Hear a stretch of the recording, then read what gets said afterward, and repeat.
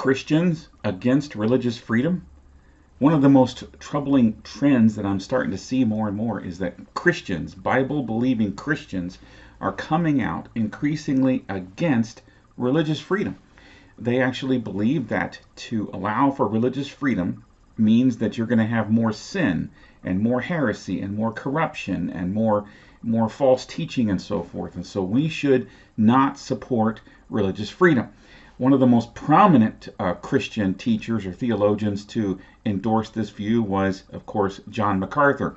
And I did a video on that. You can look that video up. But John MacArthur publicly came out and said that he is not for religious freedom. And I just find this to be so sad and disappointing. And I got to be frank with you, stupid. There was an evangelist that came to the church I served many years ago when I was pastoring in Ohio. And he talked about the IFC Club. And the IFC Club is Idiots for Christ. Don't be part of the IFC Club. Don't be an idiot, okay? All right, here's the bottom line. Yes, freedom does entail tolerating sin. In other words, if you allow for freedom, then you're going to have sin. All right, and that's the reality. And did not God delegate at least a degree of free will to Adam and Eve? And yet, look what happened. Adam and Eve ate the fruit, and it all went downhill from there. Did not God allow a degree, if you will, of free will to Lucifer? And Lucifer, and then ended up ejecting Lucifer from heaven because Lucifer tried to set himself up as God. So, yes, freedom often leads to sin. That is true. And so many Christians naively believe then that, well, we just need to not allow for freedom. And if we don't have religious freedom, then we won't have religious sin. This is a stupid point of view. And hear me on this. Who among us is qualified to establish some kind of monarchy, oligarchy, or dictatorship that's going to prevent sin? When has that worked in world history? I mean, the fact of the matter is, anytime you have a powerful government that is able to regulate and control the lives of the people, you have all kinds of sin coming down from that government, caused by that government. The 20th century alone should be a testimony to the fact that that kind of absolutist power should not be allowed, in human hands. I like what Lord Acton said: power corrupts, and absolute power corrupts absolutely. We right now live in a fallen and sinful world. What is a world made up of imperfect people, human beings. We are not going to be able to establish a perfect utopia this side of eternity. It's not going to happen. We're not going to be able to establish a country in which there is no sin.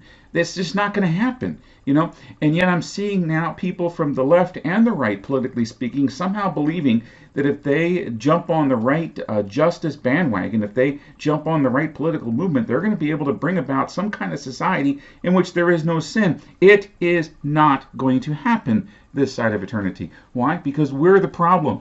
The problem is in the human heart, and that's the reality. So right now we do the best we can do in this fallen and sinful world this side of eternity.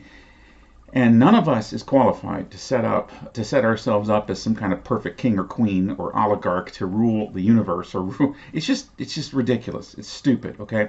So the best course of action for the government of the United States is to allow, and I'm speaking in an American context, but if you're listening from another country, then I would say it's the best course of action for your country as well.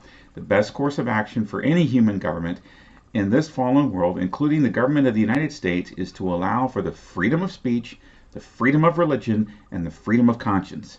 Yes, there's going to be sin as a result of that. Yes, there's going to be some problems and inequities and all kinds of stuff because of that.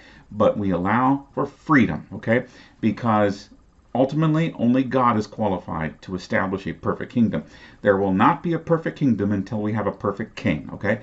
And none of us is qualified to be that perfect king. So right now, the way to go is freedom. Now, of course, I am not defending moral relativism. By saying I am for religious freedom and freedom of conscience does not mean that I believe that there is no truth or that all truth is relative. Not only that, it does not mean that I believe that the government has to completely stay out of the moral domain, so to speak. George Washington himself said that religion and morality are indispensable supports to political prosperity.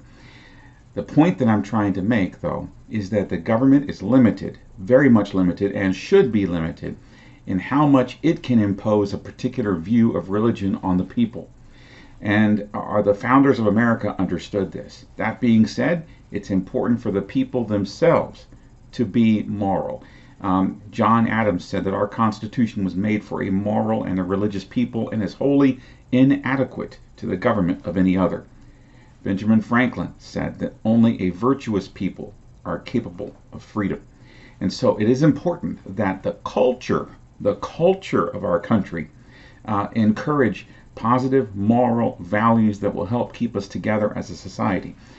And therefore, some of the laws that are passed are going to be based on those moral values, okay?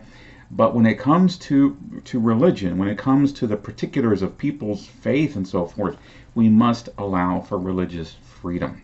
We must. Okay? So any Christian that is somehow coming out against religious freedom, you're part of the problem, and you're going to be part of the reason why we lose our freedom of religion in this society. And I don't want to be in any way associated with you if that's the case. So drop the nonsense, drop the idiocy, and stand for freedom. Okay? Thank you. God bless you.